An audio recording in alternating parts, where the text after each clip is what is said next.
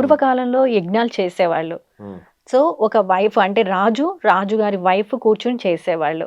మిగతా వాళ్ళందరూ జస్ట్ చూసేవాళ్ళు, యజ్ఞ ఫలాన్ని పొందేవాళ్ళు. ఉమ్, కానీ ఇప్పుడు పత్రిజీ ధ్యాన మహాయాగానికి సంబంధించి ఉమ్. అందరూ ధ్యాన మిత్రులు ఏకమై చేస్తున్నారు. అంత అవసరమా? ఎస్.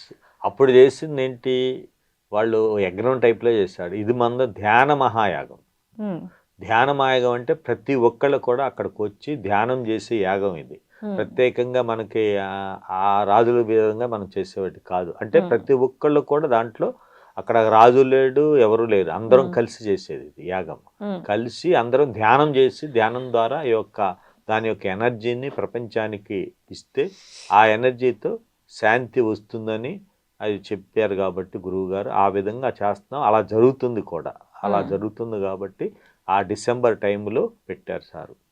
అంటే పర్టికులర్‌గా డిసెంబర్‌నే చూస్ చేసుకోవడం వెనక ఆంతర్యం ఏంటండి? అంటే వాతావరణం కూడా ఆ టైంలో బాగుంటుంది. ఓకే. వాతావరణం బాగుంటుంది. ప్లస్ ఇయర్ ఎండింగు ఆ టైంలోనే అందరికి అనుకూలంగా ఉంటుంది కాబట్టి ఆ టైంలో పెట్టారు.